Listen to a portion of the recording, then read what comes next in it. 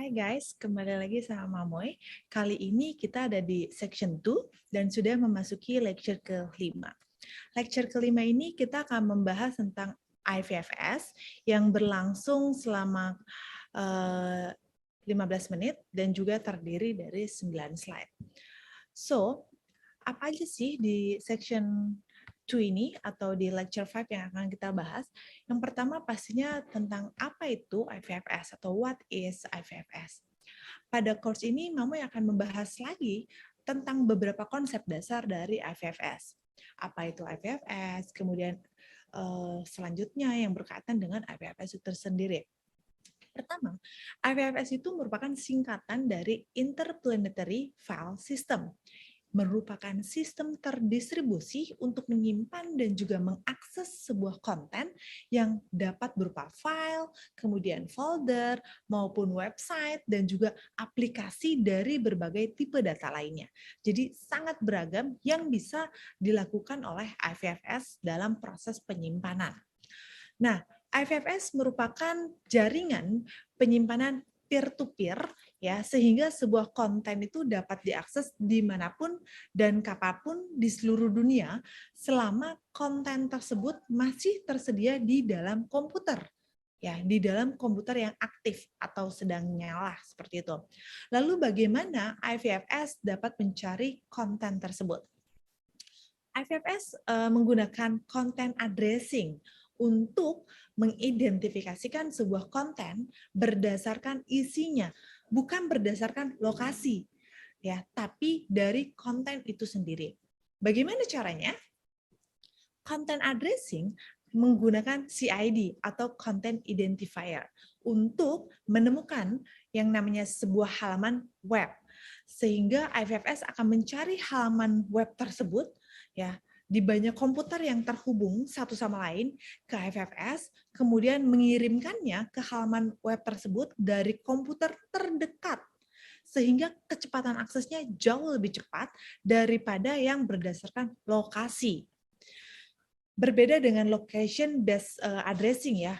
Kalau misalnya yang content addressing jauh lebih cepat. Kalau misalnya kita berada di Indonesia dan kita sedang mencari konten tersebut sebenarnya berada di titik di berbagai negara dan Singapura yang paling dekat, maka dari Singapura lah yang akan mengirimkan konten tersebut kepada kita yang melakukan request.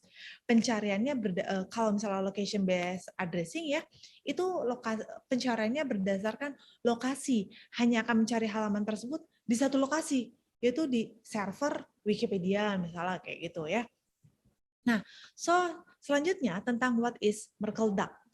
DAG atau DUC adalah singkatan dari Directed Acyclic Graph, merupakan struktur data yang biasa digunakan dalam sistem terdistribusi.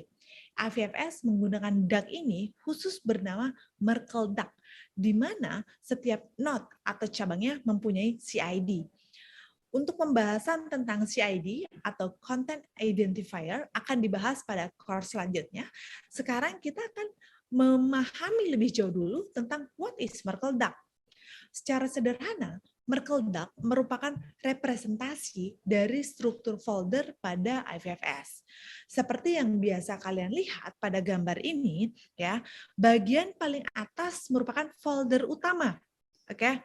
Di ujungnya itu merupakan folder utama yang di dalamnya terdapat 2 folder dan pada masing-masing foldernya terdapat sebuah file. Bisa kalian perhatikan juga bahwa setiap node-nya pada Merkle Duck ini mempunyai CID yang berbeda-beda. Jika misalnya ada 5 file atau 5 node, maka CID-nya akan berbeda-beda satu dengan yang lainnya. Kemudian sebenarnya apa sih advantage dari IVFS? Pastinya kita ingin mengetahui sehingga kita akan menggunakan IVFS itu.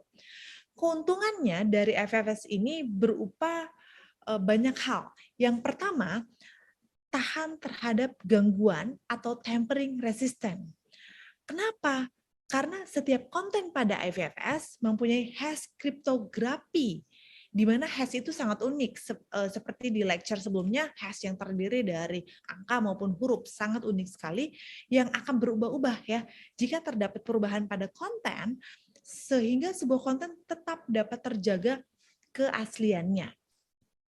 Yang kedua, sulit untuk disensor atau censorship resistant. Kenapa sih? Karena konten pada IFFS tersebar di banyak jaringan IFFS itu sendiri, sehingga sangat sulit untuk disensor atau juga diblokir ya kalau sudah tersebar begitu saja. Jika salah satunya di dalam jaringan IFFS itu ada konten yang terblokir, maka masih banyak jaringan IFFS lain yang menyediakan konten tersebut. Intinya yang sudah membukanya atau yang sudah mengaksesnya, maka memiliki konten tersebut. Selama dia aktif node-nya, konten tersebut masih bisa diakses oleh yang lainnya. So, yang ketiga, advantage dari IFFS itu sendiri adalah hal yang sangat luar biasa menurut Mamoy. Karena apa? Perihal mempercepat akses konten. Ya, sudah dijelaskan pada slide sebelumnya yang Mamoy sudah utarakan bahwa dengan content addressing, IFFS akan mencari halaman web tersebut di banyak komputer yang terhubung di dalam IFFS-nya dan kemudian mengirimkan halaman web tersebut dari komputer yang paling dekat dengan posisi kita. Ya, masih ingat kan jika kita misalnya melakukan request ke seluruh dunia dan kita ada di Indonesia, jika di Singapura memiliki file tersebut atau sesuatu hal yang kita request, maka dari Singapura lah yang akan mengirimkannya. Tidak perlu jauh-jauh misalnya dari USA dan negara lainnya yang sangat jauh.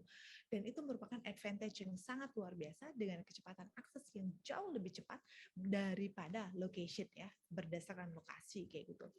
So guys, ini merupakan lecture kelima yang sangat luar biasa. Semoga bermanfaat dan sampai ketemu lagi di lecture berikutnya. Bye!